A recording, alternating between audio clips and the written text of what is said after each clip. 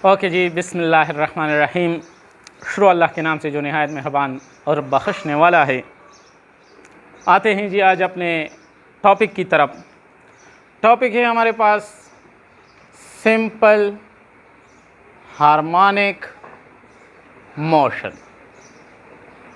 ये क्लास 10 में भी ये टॉपिक हैं, फर्स्ट ईयर में भी ये टॉपिक हैं हमारे पास, सिंपल हार्मोनिक मोशन।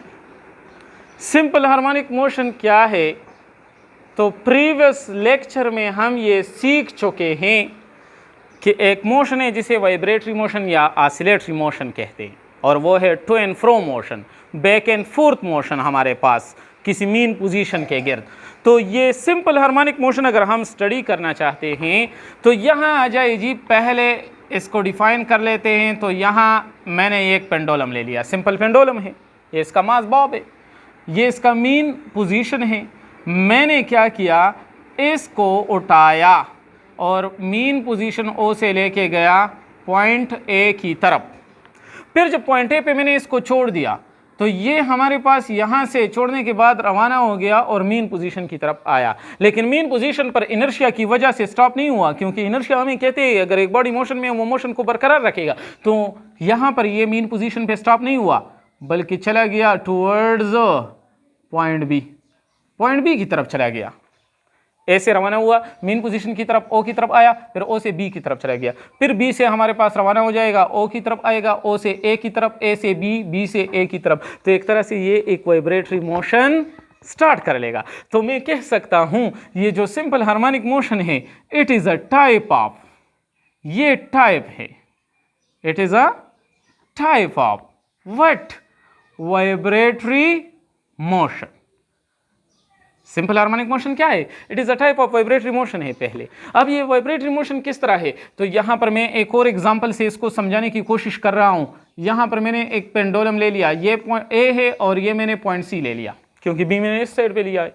अगर मैं इस पेंडुलम को पॉइंट ए से छोड़ दूं तो ये ज्यादा तेजी के साथ ओ की तरफ आएगा, या सी से छोड़ दूं तो ये ज्यादा तेजी के साथ मीन पोजीशन की तरफ आएगा।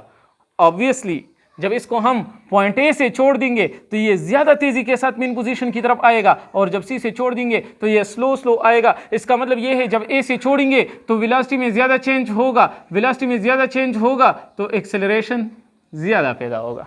जहां सी से छोड़ेंगे तो यहां वेलोसिटी में कम चेंज होगा तो एक्सेलरेशन लेस होगा, कम होगा। तो मैंने क्या नोट किया, मैंने यहां पर एक और बात भी जरा डिस्कस करता चलूं। डिस्प्लेसमेंट कहां ज्यादा है, ए पर ज्यादा है या सी पर ज्यादा है? तो अगर हम गौर से देख ले, ए पर डिस्प्लेसमेंट ज्यादा है, सी पर डिस्प्लेसमेंट कम है।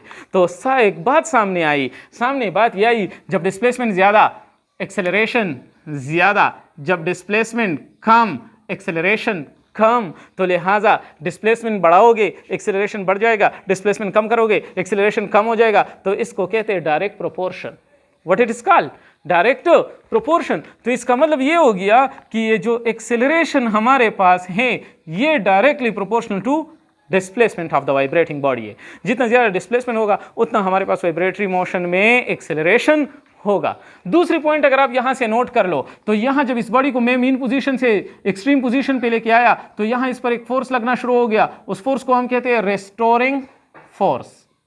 क्या कहते हैं?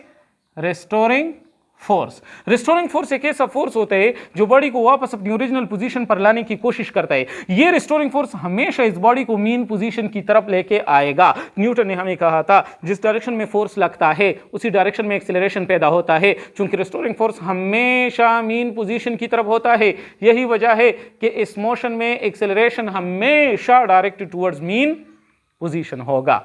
तो लिहाजा एक बात तो यहां ये आ गई कि इस वाइब्रेटरी मोशन में एक्सेलरेशन डायरेक्टली प्रोपोर्शनल डिस्प्लेसमेंट होगा। दूसरी बात ये आ गई कि ये जो एक्सेलरेशन हम डिस्कस करेंगे ये डायरेक्टेड टुवर्ड्स मीन पोजीशन होगा। डायरेक्टेड होगा कहां? टुवर्ड्स मीन पोजीशन की तरफ आएगा। यही हमारे पास इस वाइब्रेटरी मोशन की खुसूसियत है। तो सिंपल हार्मोनिक मोशन क्या हो गया? सिंपल हार्मोनिक मोशन हो गया it is a type of vibratory motion, जिसमें क्या होता है, in which acceleration is directly proportional to displacement होता है। और दूसरी बात क्या होती है, इसमें acceleration is always directed towards mean position होती है। तो लिहाजा अगर मैं इसको फुली डिफाइन कर लूँ तो it is a type of vibratory motion in which acceleration is, जिसमें एक्सेलरेशन क्या होता है, in which acceleration is directly proportional, acceleration is directly proportional to who, directly proportional to displacement, जिसमें एक्सेलरेशन हमेशा directly proportional to displacement होता है। और दूसरी पॉइंट, एंड डायरेक्टेड, और हमेशा डायरेक्टेड होता है टुवर्ड्स मीन पोजीशन। एक्सेलरेशन का डायरेक्शन भी मीन पोजीशन के तरफ होता है और डिस्प्लेसमेंट के वो डायरेक्टली प्रोपोर्शनल होता है। तो this is the definition of simple harmonic motion, a type of vibratory motion in which acceleration is directly proportional to displacement and directed towards mean position is known as simple harmonic motion. इसको हम simple harmonic motion कहते हैं। यहाँ अगर हम ज़रा देख ले तो इसको अब अगर मैं मैथमेटिकल रिलेशन से समझाना चाहूँ तो मैथमेटिकल रिलेशन इसके लिए क्या लिखूँगा, mathematically if a is the acceleration and x is the displacement then a is directly proportional to minus x with the negative sign. A acceleration, x displacement. So a is directly proportional to displacement. Sir, what negative sign shows us? Negative sign shows that the acceleration is directed towards mean position. तो इसमें ये negative sign हमें ये show कर रहा है कि acceleration हमेशा डायरेक्टेड टुवर्ड्स मीन पोजीशन होगा। This is the mathematical relation of simple harmonic motion. फिर हमारे पास क्या है, फिर हमारे पास अगर इसका हम मैथमेटिकल इक्वेशन बनाना चाहते हैं, मैथमेटिकल इक्वेशन कि what's will be the mathematical equation of it, तो यहाँ ये प्रोपोर्शनलिटी जब हम खत्म करेंगे इसकी जगह इक्वल आएगा और साथ में कांस्टेंट आएगा। तो याद रखो here constant is omega square, here omega square is a constant, ये कांस्टेंट है हमारे पास। सो a is equal to minus omega square x. This is the mathematical equation of simple harmonic motion, जिसमें एक्सेलरेशन ओमेगा स्क्वायर कांस्टेंट और x displacement होता है और negative sign हमें directed towards mean position के बारे में इंफॉर्मेशन देता है। ये इसका मैथमेटिकल इक्वेशन आया। अब इस सिंपल हार्मोनिक मोशन के सर कुछ एग्जांपल दे दे कि कौन कौन से मोशन जो है वो सिंपल हार्मोनिक मोशन है। तो याद रखो अगर एक मास को हम अटैच कर ले, किसके साथ, स्प्रिंग के साथ, मास अटैच विद स्प्रिंग क्या करता है, परफॉर्म करता है SHM, mass attach with spring perform simple harmonic motion. Shortly इस सिंपल हार्मोनिक मोशन को SHM कहा जाता है। या motion of simple pendulum, motion of simple pendulum, simple pendulum की जो मोशन है वो हमारे पास कौन सी मोशन है, वो भी हमारे पास टू एंड फ्रो में सिंपल हार्मोनिक मोशन है। So these are the example of simple harmonic motion. Now what are the conditions of simple harmonic motion. Simple harmonic motion के कुछ कंडीशंस भी है। सो कौन कौन से कंडीशन है सिंपल हार्मोनिक मोशन की, तो याद रखो कंडीशन यही से क्लियर है। इसकी पहली कंडीशन ये होगी कि ये एक पीरियोडिक मोशन होगा, लेकिन पीरियोडिक में वाइब्रेटरी मोशन होगा। तो it is a periodic vibratory motion जो खुद को बार बार एक खास इंटरवल ऑफ टाइम के साथ रिपीट करता जाएगा। दूसरी शर्त इसके लिए ये है कि हमारे पास जहां पर भी हम सिंपल हार्मोनिक मोशन को स्टडी करेंगे वहां एक्सेलरेशन हमेशा डायरेक्टली प्रोपोर्शनल होगा डिस्प्लेसमेंट के। तो acceleration is always directly proportional होगा डिस्प्लेसमेंट के। तीसरी पॉइंट, जहां पर भी हमारे पास सिंपल हार्मोनिक मोशन होगा वहां body must have inertia, body में इनर्शिया का होना जरूरी है।